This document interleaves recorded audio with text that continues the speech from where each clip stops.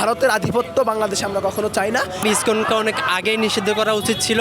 খুনি সংগঠন, জঙ্গি সংগঠন ইসকনকে লেলিয়ে দিয়ে তারা বাংলাদেশের মধ্যে দিল্লির টামকাট খেলতে চাচ্ছে। ইসকনের মতো এরকম জঙ্গি সংগঠন যাতে বাংলাদেশে আর মাথা চাড়া দিয়ে না দাঁড়াতে পারে। ইসকন পরিকল্পিতভাবে তাকে জবেহ করেছে, হত্যা করেছে। বাংলাদেশের জাতীয় পতাকার উপরে গেরুয়া পতাকা উড়িয়ে দিয়ে আমার রাষ্ট্রকে, আমার পতাকাকে তারা ভুলুণ্ঠিত করেছে। ইসকনের সদস্যরা বিভিন্ন জায়গায় দেশকে একটি অস্থিতিশীল করার জন্য চেষ্টা করতেছে এবং দেশের যে বিভিন্ন জায়গায় তারা মিছিল, মিটিং, প্রোগ্রাম করতেছে যে দেশে তাদেরকে বিভিন্ন দাবি দাওয়াত এবং অসাম্প্রদায়িক যে কার্যক্রমগুলো আছে, সন্ত্রাসী কার্যক্রম, হত্যা, লুটপাট, এইসব করার কারণে আজকে তাদেরকে আমরা নিষিদ্ধ করতেছি। এই বাংলাদেশ আমাদের অসাম্প্রদায়িক বাংলাদেশ।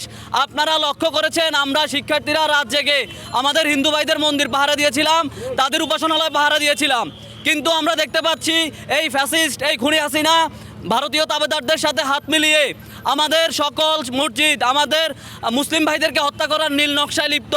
তারা তাদের সর্বোচ্চ শক্তি দিয়ে খুনি সংগঠন, জঙ্গি সংগঠন ইসকনকে লেলিয়ে দিয়ে তারা বাংলাদেশের মধ্যে দিল্লির টামকাট খেলতে চাচ্ছে। ইসকন যে এই সংগঠনটা, এটা মূলত ভারতীয় সংগঠন। সন্ত্রাসী কার্যক্রম চালাইছে। গতকালকে আমাদের একজন ভাইকে ইসকন পরিকল্পিতভাবে তাকে জবেহ করেছে, হত্যা করেছে। ইসকনকে অনেক আগেই নিষিদ্ধ করা উচিত ছিল, কিন্তু তারা গতকালকে যেটা নৃশংসভাবে আমাদের আইনজীবী ভাইকে হত্যা করেছে, তার জন্য অতি দ্রুত নিষিদ্ধের দাবি জানাচ্ছি। তাদের জঙ্গি কার্যক্রম অনেক আগ থেকে চলতেছিল, যেটা আওয়ামী লীগ সরকারের সহযোগিতা করেছে। একটি স্বাধীন রাষ্ট্রে বিদেশি সংগঠন, সন্ত্রাসী সংগঠন এসে কখনো কোনো কার্যক্রম চালাতে পারে না। ইসকন মূলত কি ভারতীয় সংগঠন।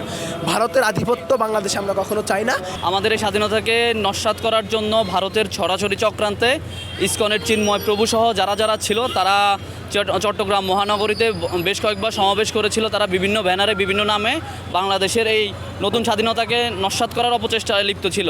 সম্প্রতি সময় আপনি লক্ষ্য করবেন চিটাগাং স্বাধীনতা স্তম্ভে বাংলাদেশের জাতীয় পতাকার উপরে গেরুয়া পতাকা উড়িয়ে দিয়ে তারা আমার রাষ্ট্রকে, আমার পতাকাকে তারা ভুলুণ্ঠিত করেছে।